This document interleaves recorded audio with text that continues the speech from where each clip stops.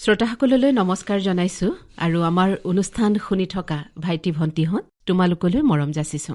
আজি আগন্তুক যেটো প্ৰৱেশিকা পৰীক্ষা আছে আমাৰ সন্মুখত, এই পৰীক্ষা কেন্দ্ৰিক এটি বিষয় লৈ আজি আমি এটি আলোচনা আৰু তোমালোকক মানসিকভাৱে কিছু সকাহ, যদি কাৰোবাৰ কৰবাত দ্বিধা আছে, কাৰোবাৰ যদি কৰবাত অকণমান শংকা আছে, সেইখিনি আঁতৰ কৰাৰ প্ৰচেষ্টাৰে আমি আমাৰ ষ্টুডিঅ'লৈ আজি আমন্ত্ৰণ জনাই আনিছো ডিব্ৰুগড় জিলাৰ বিদ্যালয়সমূহৰ পৰিদৰ্শক, জিলা প্ৰাথমিক শিক্ষা বিষয়া তথা জিলা প্ৰাপ্তবয়স্ক শিক্ষা বিষয়া, লগতে মিছন সমন্বয়ক সমগ্ৰ শিক্ষা।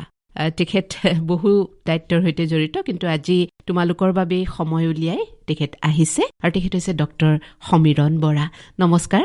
নমস্কাৰ বাইদেউ। আগন্তুক প্ৰৱেশিকা পৰীক্ষাক উদ্দেশ্য কৰি আজি আমি বিষয় নিৰ্ধাৰণ কৰিছো। বিষয়টি হৈছে আগন্তুক প্ৰৱেশিকা পৰীক্ষাৰ প্ৰশ্নৰ আৰ্হি আৰু পৰীক্ষাৰ্থীৰ মানসিক প্ৰস্তুতি। এতিয়া এই বিষয়টোলৈ চাই আমি প্ৰশ্নৰ আৰ্হি কোৱাৰ সময় হয়তো এতিয়া যথেষ্ট পলমেই হৈছে, কাৰণ পৰীক্ষা আহি আছে, অন্তত 15 দিনৰ ভিতৰত পৰীক্ষা হ'ব। কিন্তু তথাপি শেহতীয়াকৈ একেবাৰে শেষৰ প্ৰস্তুতি হিচাপে আৰ্হি সম্পৰ্কে আপুনি আজি আৰম্ভণিতে দুআষাৰ ক'ব নেকি? ধন্যবাদ। সকলো প্ৰৱেশিকা পৰীক্ষাৰ পৰীক্ষাৰ্থীলৈ মই আন্তৰিক শুভেচ্ছা জ্ঞাপন কৰিছো, শুভকামনা জনাইছো। আগন্তুক পৰীক্ষাত আপোনালোকে সফলতাৰে অৱতীৰ্ণ হ'ব আৰু অৱতীৰ্ণ হোৱাৰ পিছত আপোনালোকে নিজৰ লক্ষ্যৰ অভিমুখে ধাৱমান হ'ব। এইবাৰ ডিব্ৰুগড় জিলাত সৰ্বমুঠ 30টা পৰীক্ষা কেন্দ্ৰত প্ৰায় 14,083 জন ছাত্ৰ ছাত্ৰীয়ে অৱতীৰ্ণ হ'ব। প্ৰথমতে মই আপোনালোকক কৈ লওঁ, আমাৰ যিটো মেট্ৰিক পৰীক্ষা, প্ৰৱেশিকা পৰীক্ষা, SSLC পৰীক্ষা, যি নামেই নকওক, হাইস্কুল শিক্ষান্ত পৰীক্ষা, এইটো এটা আচলতে আপোনালোকে এতিয়ালৈকে দিয়া হয় এটা পৰীক্ষাৰ মাজৰ এটা পৰীক্ষা। বহুত বেলেগ কিবা এটা বুলি ধৰি নল'ব। আপোনালোকে যিহেতু প্ৰথম শ্ৰেণীৰ পৰাই পৰীক্ষা দি আছে, বছৰৰ অন্তত দি আহিছে, এইটো বছৰৰ অন্তত দিয়া এটা পৰীক্ষা বুলি ধৰি লওক। প্ৰথমতে অকণমান মনটো তেনেকৈ আপোনালোকে বুজাই লওক যে আমি যিখিনি পৰীক্ষা দিওঁ তেনেকুৱা এটা পৰীক্ষা। খালি এই পৰীক্ষাটো পাৰ্থক্য এইখিনিতে যে এই পৰীক্ষাটো বহীখিনি আৰু কুৱেশ্যন পেপাৰখিনি আপোনাৰ স্কুলৰ পৰা প্ৰস্তুত বা বহীখিনি ইয়াত পৰীক্ষণ কৰা নহয়, বেলেগ এঠাইত কৰিব। গতিকে কথাটো একেবাৰে সাধাৰণ কথা, আপুনি নৰ্মেল পৰীক্ষা এটা, সাধাৰণ পৰীক্ষা এটাই দি আছে, কিন্তু পৰীক্ষাটো যেনিবা এবাৰ বেলেগে চাব আৰু আপোনাৰ ইয়াৰ পিছতে আপুনি কলেজ পাব। আমি প্ৰথমতে হাইস্কুল শিক্ষান্ত পৰীক্ষা মানে আগৰ পৰাই, মই যদি ক'বলৈ যাওঁ ব্ৰিটিছ থকাৰ পৰাই এই পৰীক্ষাটো আচলতে আমি এনেকুৱা এটা পৰীক্ষা কৰি পেলাইছো যে আমি প্ৰথমতে ভাবো যে এইটো এটা বহুত ডাঙৰ পৰীক্ষা, আৰু বহুতে কয় যে জীৱনৰ প্ৰথম ডাঙৰ পৰীক্ষা, এনেকুৱা ধৰণৰ অভিধাৰে অকণমান আগৰে পৰাই আমাৰ মনবোৰ অকণমান শংকিত এটা হৈয়ে থাকে। কিন্তু আচলতে তেনেকুৱা নহয়। কথাটো হ'ল কি, সকলো পৰীক্ষা এটা পৰীক্ষা। ব্ৰিটিছৰ দিনত কথাটো বেলেগ আছিলে। ব্ৰিটিছৰ দিনত তেতিয়া এইটো প্ৰৱেশিকা পৰীক্ষা বুলি কৈছিলে, আৰু হাইস্কুল শেষ হোৱাৰ পিছত আমাৰ ইয়াত যেতিয়া উচ্চ শিক্ষাৰ কোনো ব্যৱস্থা নাছিলে, এজন ছাত্ৰই বেলেগ বেলেগ জিলাৰ পৰা হয়, প্ৰথমতে গুৱাহাটীত 1901 চনত কটন কলেজ হ'ল, তাৰ আগত কলকাতা যাবলগীয়া হৈছিলে। গতিকে এইটো শেষ পৰীক্ষা বুলি ধৰি লৈছিলে, আৰু কাৰণ বহুতেই ইয়াৰ পৰা কলকাতাত গৈ পৰীক্ষা দিয়াৰ আৰ্থিক বা তেনেকুৱা মানসিক প্ৰস্তুতি নাথাকে। সেই তাৰিখ আৰু আজিৰ তাৰিখ আকাশ পাতাল পাৰ্থক্য আছে। তোমালোকে যোৱা বছৰ 9ৰ পৰীক্ষাটো দিলা, 9ৰ পৰীক্ষাটো এইটোৰ মাজত একো পাৰ্থক্য নাই। 9তো আমাৰ জিলাৰ পৰ্যায়ৰ পৰা কুৱেশ্যন পেপাৰ কটা হৈছিলে, আৰু বহি অৱশ্যে স্কুল বা বেলেগ কেন্দ্ৰত চোৱা হৈছিলে। এইটো একেধৰণৰ পৰীক্ষা। গতিকে প্ৰথমতে সেই ভাৱটো উলিয়াই দিয়ে যে আমি কিবা বৰ ডাঙৰ পৰীক্ষা এটা দিবলৈ গৈ আছো, য'ত আমালৈ সকলোৱে চাই আছে, তেনেকুৱা একো কথা নহয়। গোটেই বছৰটো কষ্ট কৰি পৰীক্ষা এটা দিয়া হয়, আৰু সেইটো পৰীক্ষা প্ৰথম শ্ৰেণীৰ পৰাই তোমালোকে দি আহিছা। গতিকে এইটো পৰীক্ষা তেনেকুৱা এটা পৰীক্ষা বুলি ধৰি লোৱা। হয়, সেইটো প্ৰথম মানে মানসিক এটা প্ৰস্তুতি পৰীক্ষাৰ বাবে। হয়, এতিয়া পথাৰখন আমি সৃষ্টি কৰিলো, বোকাময় কৰি লৈছো, এতিয়া তাত বীজবোৰ সিঁচিব লাগিব। এতিয়া আৰ্হিটো কেনেকুৱা, আমি প্ৰশ্নটো সেইটো আছিলে, কেনেকুৱা ধৰণৰ। এতিয়া ল'ৰা ছোৱালীবোৰৰ হয় কি যে কেনেকুৱা বা আহিব, বহুতে পূৰ্বৰ প্ৰশ্ন কাকত কৰি থাকে, মানে পূৰ্বৰ পৰীক্ষাবিলাকৰ প্ৰশ্ন কাকতত গুৰুত্ব দিয়ে। সেইবোৰৰ সলনি বেলেগ যদি আৰ্হি আহে কি হ'ব? এতিয়া আপুনি যিহেতু আৰ্হি প্ৰস্তুত কৰোতাৰ মাজৰে এগৰাকী, অকণমান সহজ কৰি দিব নেকি কথাখিনি? ছাত্ৰ ছাত্ৰীসকলে আৰ্হিটো ইতিমধ্যে পাইছেই। তেওঁলোকে বিগত যিটো টেষ্ট পৰীক্ষা, যিটো আমি টেষ্ট পৰীক্ষা বুলি কওঁ বা আপুনি প্ৰস্তুতিমূলক পৰীক্ষা বুলি কওঁ, যিকোনো কওঁ, সেই পৰীক্ষাটো তেওঁলোকে অৱতীৰ্ণ হৈছিলে। তাত লক্ষ্য কৰিছিব, তাত অতি চুটি প্ৰশ্ন কিছুমান আহে, যিখিনি আমি MCQ বুলি কওঁ। এটা শব্দত কেতিয়াবা কিছুমানত এটা শব্দত উত্তৰ দিবলগীয়া হয়, কিছুমান মাল্টিপল চইচ থাকে যে চাৰিটাৰ মাজত এটা বিকল্পধৰ্মী হিচাপে আমি কোনটো বিকল্পৰ কোনটো হ'ব সেই ধৰণে কৰিবলগীয়া হয়। আৰু যিখিনি আমাৰ ভাষাৰ যিখিনি বিষয় আছিলে সেইখিনিত খালী ঠাই পূৰণ কৰা, এটা শব্দত প্ৰকাশ কৰা, তেনেকুৱা আহে। গতিকে সেইখিনিৰ কাৰণে ইতিমধ্যে যিখিনি প্ৰস্তুতি তোমালোকে চলাই আহিছা সেইখিনি তোমালোকে তেনেদৰে চলাই থাকিবা। খালি পৰীক্ষাত কোনটো বিচাৰিছে, যেতিয়া বিকল্পধৰ্মী MCQ বুলি যিটো ক'লে ছাত্ৰ ছাত্ৰীসকলে বেছি ভালদৰে বুজি পাব।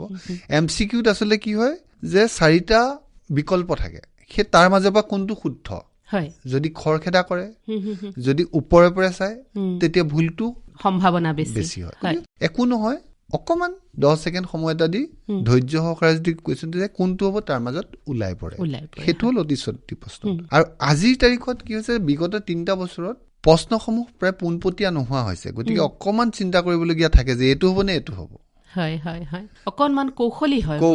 গতিকে এতিয়া যিটো প্ৰস্তুতি পৰ্বত তেওঁলোক আছে, সেই প্ৰস্তুতি পৰ্বতৰ পৰা মই এইটোৱে কওঁ যে এতিয়া আৰু তেওঁলোকৰ নতুনকে এড কৰিবলগীয়া, নতুনকে যোগ কৰিবলগীয়া একো নাই। তেওঁলোকে এইটোৱে প্ৰস্তুতি চলক যে কম সময়ত মই মোৰ চিন্তাটো কেনেকে বঢ়াম। তাৰমানে ঘৰত এইকেইদিন বিকল্পধৰ্মী কুৱেশ্যনখিনি আছে, কোনটো হ'ব, কিমান খৰকে চিন্তা কৰিব পাৰে, সেইটো এটা ডাঙৰ অনুশীলন কৰি থাকিব লাগিব। সেই অনুশীলনটো কৰিলে একদম সাধাৰণ হৈ পৰিব।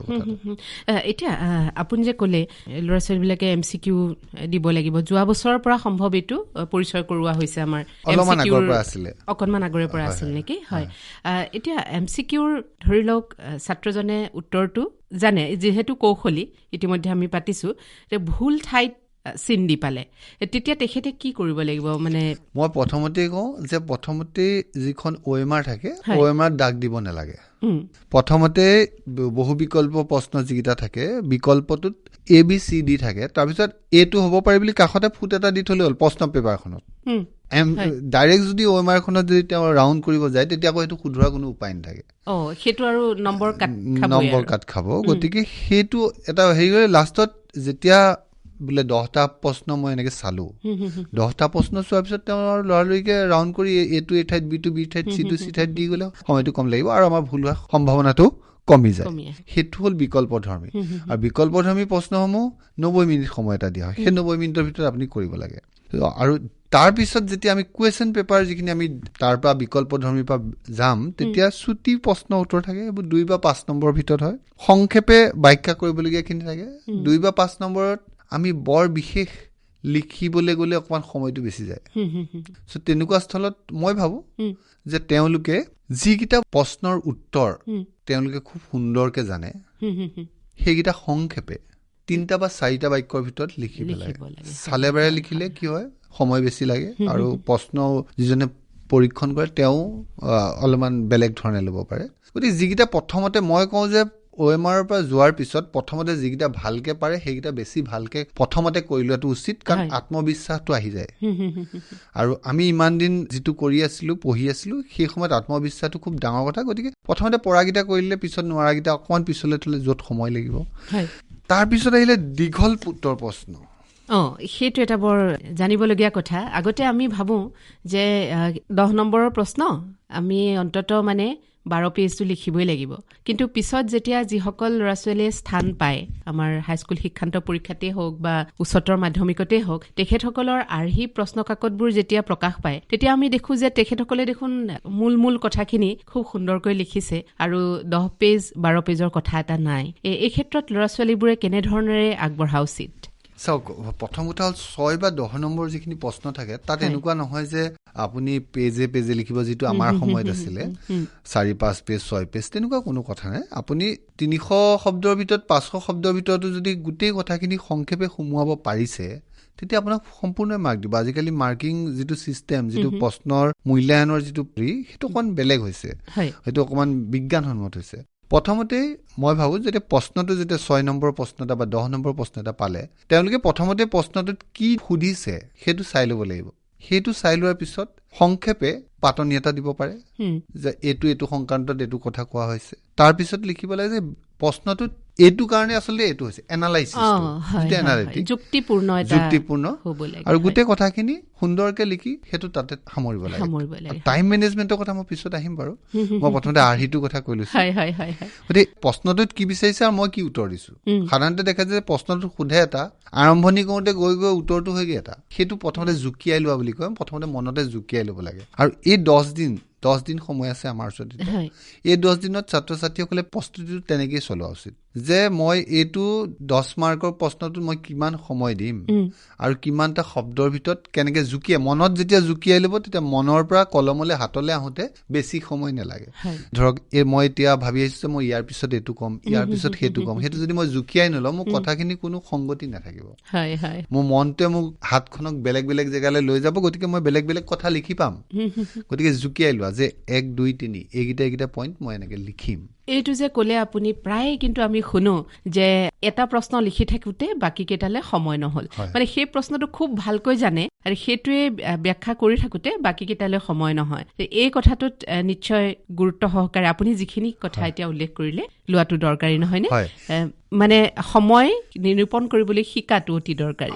এতিয়া আপোনাৰ 6 বা 10 নম্বৰ প্ৰশ্নটোত আপুনি প্ৰথমতে কোনকেইটা কথা ক'ব, কোনকেইটা কথা লিখিব, এই 10 দিনত যদি 1, 2, 3কে যদি কৈ লয়, এটা শব্দ লিখিলেই হ'ল যে মই এইটো কথাৰ ওপৰত এই মূল কথাটো লিখিম। 1, 2, 3কে লিখিলে আপুনি তাত গৈ খেলি মেলি নহয়, আপুনি সেইমতে বহুৱাই দিব পাৰিব। কিন্তু বেছি জানিলে কি হয়, এইটো থাকি গ'ল বুলি সেই সময়ত জুকিয়াবলৈ থ'লে দিগদাৰ হয়। আৰু প্ৰশ্নটো পঢ়ি থাকোঁতে জুকিয়াই ল'বলৈ যায়, মই এইকেইটা এনেকে পঢ়িছিলোঁ, এনেকে এইকেইটা কথা লিখি ইমানকেইটা বাক্যৰ ভিতৰত, সেইটো এইকেইদিন প্ৰেক্টিচ কৰিবলগীয়া কথা। অংকৰ ক্ষেত্ৰতো এই কথাটো খাটেনে? মানে অংকত কেতিয়াবা হয় আমাৰ ছাত্ৰ ছাত্ৰীসকলৰ নোৱাৰা অংকবোৰ যেতিয়া আগতে চাই লয় বা দেখি যায়, তে সেইটোৱে মনত ক্ৰীড়া কৰি শেষলৈ দেখে যে পেপাৰখনৰ দেখোন আধামান কৰিবলৈ থাকি আহিল। তে এই ক্ষেত্ৰত আপুনি অকণমান দিক নিৰ্দেশনা দিব নেকি? মই সেইটোৱে কৈছিলোঁ, প্ৰথমতে কৈছিলোঁ যে যিকোনো বিষয়েৰে আপুনি যিকেইটা আটাইতকৈ সুন্দৰ হ'ব পাৰে সেইকেইটা প্ৰথমতে কৰি লওক। অংকৰ ক্ষেত্ৰতো একেই, অংকৰ ক্ষেত্ৰতো সেইটো আটাইতকৈ ডাঙৰ কথা। বাকী বিষয়বোৰত ইমান সমস্যা নহ'লেও অংক বা গণিত বিষয়টো সেইটো ডাঙৰ সমস্যা। কাৰণ গণিত বিষয়টো এনেকুৱা যে আপুনি যদি নোৱাৰাটো আৰম্ভ কৰি দিয়ে, আপুনি সেইটো যুঁজি থাকোঁতে ইপিনে আপোনাৰ আধা ঘণ্টা সময় গুচি যায়, আপুনি গমেই নাপায়। সেই হেতুকে যিকেইটা অংক আপুনি গণিতৰ যিকেইটা অংক আপুনি প্ৰথমতে জানে যে মই এইকেইটাত মোৰ দখল আছে, মই কৰিব পাৰিম, কৰি শেষ কৰি দিয়ক আপুনি। আৰু মই ভাবোঁ যে গোটেই প্ৰশ্ন কাকতখন আপুনি 3 ঘণ্টাত 1 ঘণ্টাত ইমানলৈকে কৰিম, 1 ঘণ্টাত ইমানকৈ প্ৰথম 10 মিনিট আপুনি যদি প্ৰশ্ন কাকত বা 5 মিনিট যদি প্ৰশ্ন কাকতখনৰ লগত কটায়, তেতিয়া আপোনাৰ টাইম মেনেজমেণ্ট বা গোটেই বস্তুখিনি আপোনাৰ আয়ত্তলৈ আহি যায়। আৰু যিকেইটাত অকণমানো কনফিউজন আছে সেইকেইটা অকণমান পিছলৈ থৈ দিয়ক। মানে একেবাৰে হাতত যিকেইটা আহিছে আৰু গণিতত প্ৰায় লক্ষ্য কৰা হয় ছাত্ৰ ছাত্ৰীসকলে প্ৰথমতে টানকেইটা যুঁজি দিয়ে, পিছত যেতিয়া কনফিডেন্সটো হেৰাই যায়, টাইম কমি যায়, পঢ়াকেইটাটো ভুল কৰি থৈ আহে। তেনেকুৱা হয়। গতিকে গণিতৰ ক্ষেত্ৰত সেইটো অকণমান সাৱধান হ'ব লাগিব। আৰু মই আগতেও কৈছোঁ, এতিয়া কৈছোঁ, ইমান বেছি ভাবিবলগীয়া নাই। প্ৰথম প্ৰশ্ন কাকতখন পাওঁতেই এইকেইটা মই নোৱাৰো দেখোন বুলি ভাবি ল'বলগীয়া একো নাই। কাৰণ গোটেই প্ৰশ্ন কাকতখনত যিমান প্ৰশ্ন আছে তাতকৈ আপুনি পঢ়া প্ৰশ্ন বেছি আছে। গতিকে পঢ়াকেইটা কৰি লওক, তাৰপিছত আপুনি নোৱাৰাকেইটাৰ কথা আমি চিন্তা কৰিম। কিছুমান ছাত্ৰ ছাত্ৰী এনেকুৱা হয়, মই কৈছোঁ যে প্ৰশ্ন কাকতখন পঢ়ি লওক। প্ৰশ্ন কাকতখন পঢ়ি লওঁতে ছাত্ৰ ছাত্ৰী এনেকুৱা হয় যে প্ৰথমতে নোৱাৰাকেইটাতহে বেছি মন যায়, সেইকেইটা ভাবিবই নালাগে, নোৱাৰা পঢ়াৰ কথা ভাবিবই নালাগে। যিকেইটা আটাইতকৈ সুন্দৰ হ'ব সেইটো দেখোন মই একদম সুন্দৰকৈ লিখিম, সেইটো লৈ হাঁহিমুখে লিখি যাব লাগে। ক'ৰবাত যদি ৰৈ যায় তেতিয়া অকণমান অসুবিধাৰ সৃষ্টি হয়। গতিকে ৰ'বলৈ কোনো দৰকাৰ নাই, যিকেইটা পাৰে য'ৰ পৰা পাৰে ষ্টাৰ্ট কৰিব লাগে। প্ৰশ্ন 1ৰ পৰা 10লৈকে আছে, মই 10 নম্বৰটোৰ পৰা ষ্টাৰ্ট কৰিলেও মোক কোনো ধৰণৰ সমস্যা নাই। খালি লিখিব লাগিব যে প্ৰশ্ন নং 10, সেইটো ক্লিয়াৰ কাটকে লিখিব লাগিব, সাৱধান হ'ব লাগিব সেইখিনিত। এইখিনিতে ডক্টৰ বৰা, মোৰ মনলৈ এটা প্ৰশ্ন আহিছে, মই সুধি লওঁ। আমাৰ ল'ৰা ছোৱালীৰ ধৰি লওক অংক এটা কৰি আছে, অকণমান 2টা লাইন তাত ভুল হৈ গ'ল, এতিয়া সিহঁতি গোটেই অংকটো কাটিবলগীয়া হ'ব নে সেই 2টা লাইন কাটি আকৌ পিছৰ পৰা, বা সেই চাফ চিকুণত নহ'লে মানে আকৌ নম্বৰ কাটি দিব নেকি বুলি যিটো ল'ৰা ছোৱালীৰ ভয় এটা থাকে, সেই ক্ষেত্ৰত কিবা কথা আছে নেকি বাৰু? তেনেকুৱা কোনো কথা নাই। আপুনি আচলতে কাটাটো এনেকুৱাকে কাটিব লাগে, একেবাৰে লেতেৰা কৰি কাটিব নালাগে, যাতে এইটো কাটিছে বুলি ধৰিব পাৰে। এডাল আঁচ পাৰিও আমি কাটিব পাৰোঁ, তেনেকৈ কাটি দিব লাগে। আৰু গণিতত সদায় ষ্টেপ ৱাইজ মাৰ্কিং হয়, ফাৰ্ষ্ট ষ্টেপ, ছেকেণ্ড ষ্টেপ, এনেকৈ মাৰ্কিং হয়। গতিকে আগৰ যদি ষ্টেপখিনি শুদ্ধ আছে, শেষৰ উত্তৰটো নালেও আপোনাৰ মাৰ্কিং হয়। গতিকে গোটেই প্ৰশ্নটো কাটি পেলাই আকৌ সময় খৰচ কৰিব দৰকাৰ নাই লিখোতেও বেলেগ বিষয় লিখোতেও যদি 2-3টা শব্দ আপোনাৰ ভুলকে সোমাই গ'ল অসমীয়াই হওক সমাজ অধ্যয়নেই হওক তেতিয়া সুন্দৰকে এইটো কাটি তাৰপিছত আৰম্ভ কৰিব পাৰে তেনেকুৱা কোনো কথা নাই কিন্তু একেবাৰে লেতেৰা কৰি ধৰিব নোৱাৰাকে কাটাৰ চেষ্টাও কৰিব নালাগে কাৰণ কাগজখনো পিছফালে দাগ এটা বহি যায় আখৰখিনি বেয়া হয় এতিয়া অংক সম্পৰ্কীয় আৰু এটা প্ৰশ্ন মনলৈ আহিছে আমি যোৱাবাৰৰ যিটো প্ৰৱেশিকা পৰীক্ষা আছিল তাত অংকৰ কাকতখন কঠিন আছিল বুলি ল'ৰা ছোৱালীহঁতে কৈছিলে বা সেইখিনি সময়ত যথেষ্ট আমি দেখিছো যে সামাজিক মাধ্যমতো যথেষ্ট ভাইৰেল হৈছিলে কিছুমান এনেকুৱা ধৰণৰ যে সিলেবাছত নথকা আহিছে নেকি বা তেনেকুৱা ধৰণৰ কথা কিছুমান পাইছিলো আৰু তেতিয়া কিছুমান ছাত্ৰ ছাত্ৰীৰ ফালৰ পৰা প্ৰতিক্ৰিয়াটো এনেকৈ আহিছিল যে অংকৰ পৰীক্ষাৰ দিনাখন বোলে তেওঁলোক মুস্কচ গ'ল ৰুমতে বা ওলাই আহোঁতে বোলে কান্দি আহিছে তেনেকুৱা ধৰণৰ সেই পৰিস্থিতিটো সৃষ্টি নহবৰ বাবে যদি কঠিন প্ৰশ্ন সঁচাকৈ আহে ধৰি লওক কেনেবাকৈ যদি সিলেবাছত নথকা আহে সেইবোৰ সম্ভাৱনীয়তা আছে নেকি যদি আছে সেইটো ল'ৰা ছোৱালীয়ে কেনেধৰণে চিন্তা কৰিব লাগে প্ৰথমতে বাইদেউ এটা কথা ক'ব খুজিছো যে অৰ্জুনে যেতিয়া মাছৰ চকুটো লক্ষ্য কৰি লৈছিলে বহুতৰ কাৰণে এইটো অসম্ভৱ আছিলে কঠিন আছিলে অৰ্জুনৰ কাৰণে এইটো কঠিন নাছিলে অৰ্জুনে অধ্যৱসায় কৰিছিলে অভ্যাস কৰিছিলে গতিকে তাৰ কাৰণে তেওঁৰ কাৰণে সহজ আছিলে এতিয়া বিগত পৰীক্ষাৰ যিখিনি আপুনি মোক ক'লে সেইখিনি তাতোতো বাইদেউ 100ৰ ওপৰৰ পৰা বহুত ছাত্ৰ ছাত্ৰী আছে কিন্তু আছে কথাটো হ'ল কি যোৱাবাৰ আৰ্হিটো অকণ বদলি হৈছিলে প্ৰশ্নৰ আৰ্হিটো বদলি হৈছিলে কিন্তু সিলেবাছৰ বাহিৰত অহা নাই আপুনি একেটা প্ৰশ্ন বেলেগ ধৰণে সুধিব পাৰে মোৰ সন্মুখত এইটো মাইক আছে মই মাইকটো আগত লৈ কথা কৈ আছো কিন্তু প্ৰশ্নটো এনেকেও সুধিব পাৰে যে বৈৰাগী মঠত থকা একমাত্ৰ আকাশবাণী কেন্দ্ৰটোৰ 3 নম্বৰ কোঠাত টেবুলখনৰ ওপৰত থকা বস্তুটো কি উত্তৰ মাইকে মোক এটা প্ৰশ্ন সুধিব যে আপোনাৰ সন্মুখত কি আছে মই কম মাইক আছে আৰু ইটো প্ৰশ্ন তেনেকে সুধিব পাৰে গতিকে আমি যদি জানো এইটো মাইকেই হয় আমি প্ৰশ্নটো যদি অকমান ভিতৰলৈ যাওঁ দেখিব কথাটো একেবাৰে সহজ হৈ আছে মই সেইটোৱে কৈছো প্ৰশ্নখন দেখি প্ৰশ্নটো টান হৈছে সিলেবাছৰ বাহিৰ হৈছে বুলি যেতিয়া আপুনি ভাবি ল'ব তেতিয়া আপোনাৰ কাৰণে এইটো কঠিন হৈ পৰিব তেতিয়াহ'লে ছাত্ৰ ছাত্ৰীসকলে এইটোৱে ভাবিব লাগে যে আমি এইখিনি পিছত চেষ্টা কৰিম যিটো টান যেন লাগিছে এইটো মই পঢ়ি আহিছো কিন্তু মই পঢ়ি আহিছো কিবা কাৰণে মই এতিয়া তাৰ আঁতটো বিচাৰি পোৱা নাই মই অকমান দিনৰ পিছত পাম সেই কনফিডেন্সটোত বাকীকেইটা কৈ যাব লাগে হয় খুব সুন্দৰ এতিয়া আৰ্হিৰ বিষয় আৰু আপুনি কিবা বিশেষ ক'বলগীয়া আছে নেকি আমাৰ যিখিনি কোৰ সাবজেক্ট আছে ইংলিছ মেথমেটিক্স সায়েন্স আৰু সোশ্যাল সায়েন্স এই ক্ষেত্ৰত থিওৰি 90% আহে তাৰে 50% অবজেক্টিভ 50% সাবজেক্টিভ হয় আৰু 50% অবজেক্টিভটো বহু বিকল্পধৰ্মী হয় মই যিটো কৈছো OMR চিট OMR বেসড হয় আৰু সেইটো 90 মিনিট দিয়া থাকে আৰু এটো নহয় যে আপোনাৰ 90 মিনিটৰ আগতে শেষ হলে আপোনাৰ সাবজেক্টিভ হলে আপুনি যাব পাৰে কিন্তু OMR ম্যাক্সিমাম সময় 90 মিনিট হয় সেইখন 90 মিনিটৰ পিছত লৈ যাব আৰু ইখন বহি আগতে দি দিব নিশ্চয় ইখন বহি আগতে দি হয় তেতিয়াহলে ছাত্ৰ ছাত্ৰীৰ অসুবিধা নাই OMR শেষ হোৱাৰ লগে লগে লিখি যাব পাৰিব হয় গতিকে হেতুলৈ ইমান হেনে আৰু এটা কথা থাকে যিটো আমাৰ জিওগ্ৰাফি বা বায়োলজি কিছুমান আমাৰ কিছুমান ছবি আঁকিবলৈ আহে সেই ছবি আঁকোতে বা নক্সা আঁকিবলৈ আহোতে আমি এটা কথা চাব লাগে যে যিটো ছবি বা নক্সা আঁকিম সেইটোত যাতে যিটো লেবেলিং কয় যে কোনটো অংশ কি হয় সেই কাঁড়চিনডাল মাৰি লিখি দিয়াটো যাতে সুন্দৰকে লিখিব লাগে আৰু বৰ বেছি আৰ্টিষ্টিক নহলেও হয় আমাৰ ভুল এটা হয় যে খুব সুন্দৰকে আঁকিবলৈ যাম বেছি ধুনীয়া কৰিব তাত লাগি থাকোতে বাকি প্ৰশ্ন তাত নক্সাখনত বা বায়োলজি যিটো গছপাতৰ ফটোৱে হওক বা পাকস্থলী চিত্ৰই হওক যিটোৱে হওক বস্তুকেইটা খুব সুন্দৰকে ওলালেই হ'ল তাত আপুনি আৰ্ট কৰাৰ নিচিনা শেডিং দিয়া বা এনেকুৱা খনি কথা দিয়াৰ কোনো প্ৰয়োজন গতিকে তাত সময়টো শুদ্ধ হ'ব লাগে আৰু আপোনাৰ যাতে চিনাক্ত কৰিব পাৰে যে এইটো আমুক অংশ হয় এইটো আমুক অংশ হয় সেই চিনাক্তকৰণ কৰিব পৰা ব্যৱস্থাটোত সুন্দৰকে আঁকি থৈ গুচি আহিলে হ'ল তাত আৰু বেছি আপোনাৰ ধৰক ছবি অঁকাৰ নিচিনাকে ৰং কৰিবলৈ বা তেনেকুৱা কৰিবলৈ কোনো প্ৰয়োজন নাই হয় আৰু এটা কথা বহিখন আৰম্ভণিতে যেতিয়া ছাত্ৰ ছাত্ৰী এগৰাকীয়ে পায় আমাৰ সৰুৰে পৰা এটা ধাৰণা আছে যে আমি আঁচ পাৰি ল'ব লাগিব চাৰিও দিশে তাৰপিছত আমি লিখিবলৈ আৰম্ভ কৰিম তাৰপিছত কিছুমানে আকৌ এটা স্কেল পাৰি ভাঁজ কৰি লয় তেনেকুৱা ধৰণৰ এইবোৰ কিবা নীতি নিয়ম আছে নেকি পৰীক্ষা বহি চোৱাৰ সময়ত এইবোৰত কিবা নম্বৰ ইত্যাদি থাকে নেকি বাইদেউ এইবোৰত একো নম্বৰ নাথাকে খালি পৰিপাটি বহিখন হলে নিজৰে লিখি ভাল লাগে হয় আৰু আঁচ পৰা বা ভাঁজ কৰি লোৱা সেইটো সম্পূৰ্ণ পৰীক্ষাৰ্থীজনৰ ওপৰত নিৰ্ভৰ কৰে এজন পৰিপাটি ছাত্ৰ ছাত্ৰীয়ে যদি সেইটো নকৰে তেতিয়াহে তেওঁ আকৌ লিখি বেয়া পাব আৰু যদি আপুনি আঁচ পাৰি থাকোঁতে সময় যায় তেতিয়াও এটা অসুবিধা হয়। টাইম মেনেজমেণ্টটো সম্পূৰ্ণ তেওঁলোকৰ ওপৰত নিৰ্ভৰ কৰে। মই এতিয়া তাৰপিছত প্ৰস্তুতি পৰ্বত যেতিয়া আপুনি মোৰ লগত পাতিব মই তেতিয়া তাৰ ওপৰত কথাখিনি ক'ম। আমি প্ৰস্তুতি পৰ্বলৈ আগবাঢ়োঁ।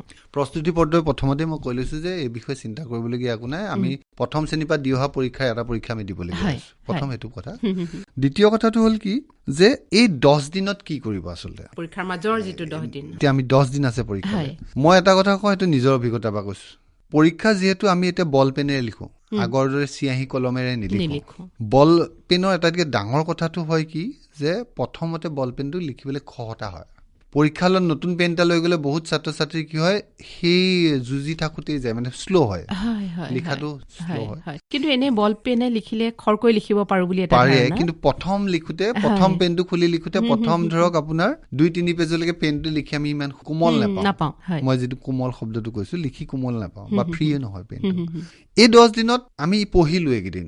এই 10 দিনত প্ৰিপেৰেশ্যনটো, প্ৰস্তুতিটো এনেকৈ চলাব লাগে। আমাৰ কি হয়, কথাখিনি মগজুত থাকে কিন্তু হাতলৈ ওলাই নাহে। পৰীক্ষা হলত গৈ সেইটো প্ৰায় সন্মুখীন হয়। তাৰমানে সেই প্ৰথম কানেকশ্যনটো যেতিয়া আপুনি চাব, পৰীক্ষাৰ প্ৰথম এঘণ্টা বহুত শ্ল' লিখা হয় আৰু লাষ্টৰ আধা ঘণ্টা আপুনি বাকী 2.5 ঘণ্টাত যিমান লিখিলে তাৰ সমানেই লিখি দিয়া হয়গৈ। তাৰমানে আমাৰ মন, মগজু আৰু হাতৰ সংযোগটো 3 ঘণ্টাৰ লাষ্টৰ ঘণ্টাটোতহে বেছি সক্ৰিয় হয়। সেই প্ৰস্তুতিটো ছাত্ৰ ছাত্ৰীসকলে কেনেকৈ কৰিব দিয়ে? সেই প্ৰস্তুতি এই 10 দিনে খুবৰ ভাল সময়। ইয়াৰ আগতকৈ এতিয়াই ভাল সময়। প্ৰতিটো প্ৰশ্ন ধৰক, মই এতিয়া 2 নম্বৰ প্ৰশ্ন এটা উত্তৰ কৰিম, মনলৈ আহিলে এইটো প্ৰশ্ন, বহী এখন ল'লে এনেই লিখি গ'ল, খৰকেইটাকে লিখি গ'ল, যিমান পাৰে খৰকেইটা। সেই সংযোগটো আনোতে আপোনাৰ 2-3 দিন লাগে, মানে তেতিয়া পৰীক্ষা হলত আৰু খৰখেদা হয়। ছাত্ৰ ছাত্ৰী লিখি লিখি পঢ়া বুলি যে কয়, মগজু আৰু হাতৰ মাজত সংযোগটো ঘটাব লাগে। সেই লিখি যাওঁতে এটা পেনৰ যেতিয়া অকমান চিয়াহীটো যায়, পেনটো কোমল হয়, সেইকেইটা পেন থৈ যাব লাগে।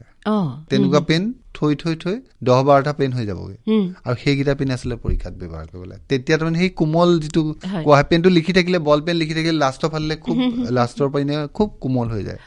সেই প্ৰস্তুতিত পেনৰ প্ৰস্তুতি আচলতে।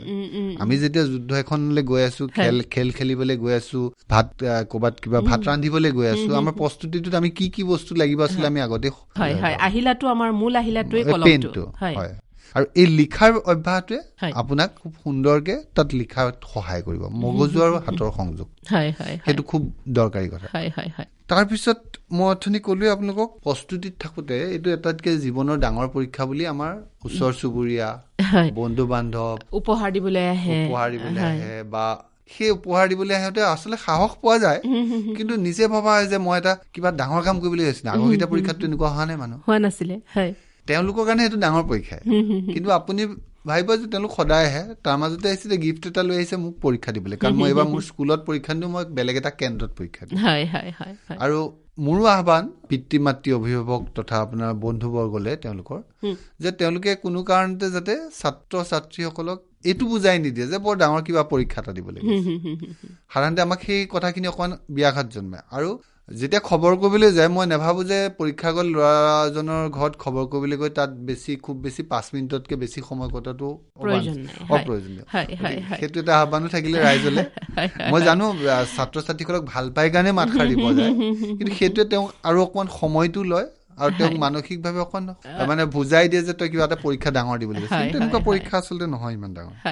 আৰু এটা কথা মনলৈ আহিছে, পৰীক্ষাৰ যিহেতু প্ৰস্তুতিৰ কথা চলি আছে, এতিয়া ধৰি লওক পৰীক্ষা দিলে, ফলাফল ওলালে, কেনেবাকৈ যদি নম্বৰ অকণমান আশা কৰাতকৈ কম হ'ল বা কোনোবা এটা বিষয়ত কম নম্বৰ পোৱাৰ কাৰণে কোনোবা এজন আমাৰ শিক্ষাৰ্থী পিছ পৰি থাকি গ'ল, তেখেতসকলে কেনেধৰণৰ মানসিকতা ল'ব লাগে বা অভিভাৱকসকলেও তেখেতসকলক কেনেকৈ উৎসাহিত কৰি ৰাখিব লাগে?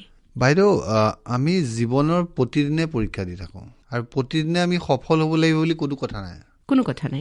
আপুনি শুই উঠাৰ পৰা জীৱনটোত প্ৰতিটো পদক্ষেপতে আমি পৰীক্ষা দি আছো। গতিকে এইটো নহয় যে ৰাতিপুৱা শুই উঠিয়ে কিবা এটা কাম ভালদৰে কৰিব নোৱাৰিলে তাৰমানে এইটো নহয় যে মোৰ গোটেই দিনটো বেয়া হ'ব। সেইটো এটা ভুল ধাৰণা। এনেকুৱা পৰীক্ষা ইয়াতকৈ ডাঙৰ ডাঙৰ পৰীক্ষা জীৱনত আহি আছে।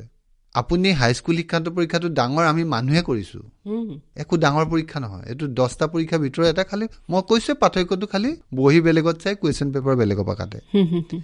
চ' এইটো ডাঙৰ পৰীক্ষা নহয়। গতিকে এইটো পৰীক্ষাত বেয়া হ'ব পাৰে, কম মাৰ্ক পাব পাৰে, সেইটো কোনো ধৰণৰ কথাই হ'ব নোৱাৰে বাইদেউ। আপুনি আজি ইয়াত বহি আছে, মই ইয়াত বহি আছো, আপুনি মোক সুধিছেনে যে প্ৰৱেশিকা পৰীক্ষাত আপুনি অংকত কিমান মাৰ্ক পাইছিলে, আপুনি সুধিছে যে পৰীক্ষা প্ৰস্তুতি কেনেকে চলাম। গতিকে আপোনাৰ মাৰ্কশ্বিটখন চাগে আজি আপুনি 20 বছৰে দেখাই নাই, ময়ো দেখা নাই। মাৰ্কশ্বিট এখনে কাৰোবাৰ জীৱনৰ গতিপথ সলনি কৰিব নোৱাৰে। আপুনি জীৱনত উন্নতি কৰিবলৈ হ'লে, ছাত্ৰ ছাত্ৰীসকলে জীৱনত উন্নতি কৰিবলৈ হ'লে সেই মাৰ্কশ্বিটখন আচলতে কোনো অন্তৰায় বা কোনো ধৰণৰ সমলো নহয়। ক'ৰবাত এডমিশ্যন ল'বলৈ সেইখন সমল হ'ব পাৰে, কিন্তু বাকী কথাখিনিৰ কাৰণে প্ৰয়োজন। মোৰ এতিয়া মেট্ৰিকৰ মাৰ্কশ্বিট যিখন মই আজি চাগে 20 বছৰমান মই দেখাই নাই কেনেকুৱা আছিলে, মোৰ সেইখন প্ৰয়োজনীয়তা নাই। গতিকে ছাত্ৰ ছাত্ৰীসকল এইটো ভাবি ল'ব নালাগে যে এইটো পৰীক্ষাত কম পালো, বেছি পালো, সেইটো তেওঁলোকৰ জীৱন আচলতে নিৰ্ধাৰণ হয়। জীৱন নিৰ্ধাৰণ কৰে তেওঁ কি শিকি আহিলে আৰু জীৱনত কেনেদৰে থিয় হৈ আছে, সেইটোৰ ওপৰত নিৰ্ভৰ কৰে। হয়, আৰু সেইকাৰণে নিৰাশ হোৱাৰ কোনো প্ৰয়োজন নাই। আৰু পিতৃ মাতৃ অভিভাৱকসকলেও কোনো ধৰণৰ চাপ এই ক্ষেত্ৰত ছাত্ৰ ছাত্ৰীসকলক দিয়াৰ প্ৰয়োজন নিশ্চয় নাই। আজি যদি কিবা কাৰণত তেওঁ 2 নম্বৰ কমকে পাইছে, উৎসাহিত কৰাৰ অতিকে দৰকাৰ। অহাবাৰ পৰীক্ষাত নিশ্চয় ভাল হ'ব, নহয়নে বাৰু? ঠিক আছে, আমি আজি আৰ্হিৰ বিষয়ে পাতিলো, প্ৰস্তুতিৰ বিষয়ে পাতিলো, মানসিকভাৱে কেনেকৈ প্ৰস্তুত হ'ব লাগে সেই বিষয়ে পাতিলো, আৰু একেবাৰে শেষত আমাৰ যিহেতু সময় চমু চাপি আহিল, আপুনি কিবা ক'ব নেকি? মই এইটোৱে জনাওঁ যে ডিব্ৰুগড় জিলাত যি 14,083 জন ছাত্ৰ ছাত্ৰী এবাৰ পৰীক্ষাত অৱতীৰ্ণ হ'ব, মই যিমান দূৰ ভাবিছোঁ তেওঁলোকে প্ৰস্তুতি সম্পূৰ্ণ কৰিলে।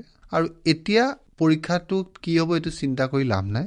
পৰীক্ষাৰ দিনাখন যিটো প্ৰশ্ন হয় সেইটো প্ৰশ্নৰ উত্তৰ তেওঁলোকে যথাযথভাৱে দিব পাৰিব, আৰু নোৱাৰিলেও দুখ কৰিবলগীয়া একো নাই, কাৰণ এইটোৱে তেওঁৰ জীৱনৰ শেষ পৰীক্ষা নহয় আৰু অজস্ৰ পৰীক্ষা দিবলৈ আছে। তেওঁ সকলোকে শুভেচ্ছা জনালোঁ আৰু মানসিকভাৱে শক্তিশালী হ'বলৈ। আৰু আটাইতকৈ যোৱাৰ শেষত মই আটাইতকৈ ডাঙৰ কথাটোৱে কৈ যাওঁ, টোপনিটো কেতিয়াও ক্ষতি কৰিব নালাগে। মগজুটো সুস্থিৰ কৰি ৰাখিবলৈ হ'লে মিনিমাম 6 ঘণ্টা বা 7 ঘণ্টা শুব লাগিব। এই 10 দিন শুব লাগিব। পৰীক্ষাৰ দিনাখনতো টোপনি ক্ষতি কৰাৰ কোনো কথাই নাথাকে। টোপনি আৰু খোৱা বোৱাত যদি জোৰ নিদিয়ে, গুৰুত্ব নিদিয়ে, শাৰীৰিকভাৱে দুৰ্বল হৈ যায়, কাৰণ মানসিক কষ্টটোৱে আপোনাক শাৰীৰিকভাৱে দুৰ্বল কৰেই। গতিকে খোৱা বোৱাত জোৰ দিব লাগে আৰু খোৱাটো ভালদৰে কৰিব লাগে। আৰু টোপনি ক্ষতি কৰি পঢ়ি কিন্তু আপুনি প্ৰশ্ন কাকতত ভালদৰে উত্তৰ দিব নোৱাৰে, কাৰণ মগজুটোৱে ৰেষ্ট লাগে। 6 ঘণ্টা 7 ঘণ্টা মিনিমাম শুবই লাগিব তেওঁলোকে। হয়, তেতিয়াহ'লে এনেধৰণৰ এটি শুভ বাৰ্তাৰে কোনো নিৰাশ হোৱাৰ প্ৰয়োজন নাই। খুব সুন্দৰকৈ আমাৰ ছাত্ৰ ছাত্ৰীসকলে পৰীক্ষা দিয়ক। আপুনি ডিব্ৰুগড় জিলাৰ ছাত্ৰ ছাত্ৰীসকলৰ কথা উল্লেখ কৰিছে, যিহেতু আপুনি ডিব্ৰুগড় জিলাৰ বিদ্যালয়সমূহৰ পৰিদৰ্শক বা দায়িত্বত আছে। কিন্তু আমাৰ আজিৰ অনুষ্ঠান যিসকল ছাত্ৰ ছাত্ৰীয়ে শুনি আছে, আমাৰ উজনি অসমৰ আটাইকেইখন জিলাৰ ছাত্ৰ ছাত্ৰীয়ে শুনি আছে, সকলোলৈকে আমাৰ অন্তৰ্ভৰা শুভকামনা জ্ঞাপন কৰিলোঁ। আৰু আপোনাক অশেষ ধন্যবাদ জনাইছোঁ, ব্যস্ততাৰ মাজতে ছাত্ৰ ছাত্ৰীসকলৰ বাবে দুআষাৰ ক'বলৈ আপুনি আমাৰ ষ্টুডিঅ'লৈ আহিলে। ধন্যবাদ। ধন্যবাদ।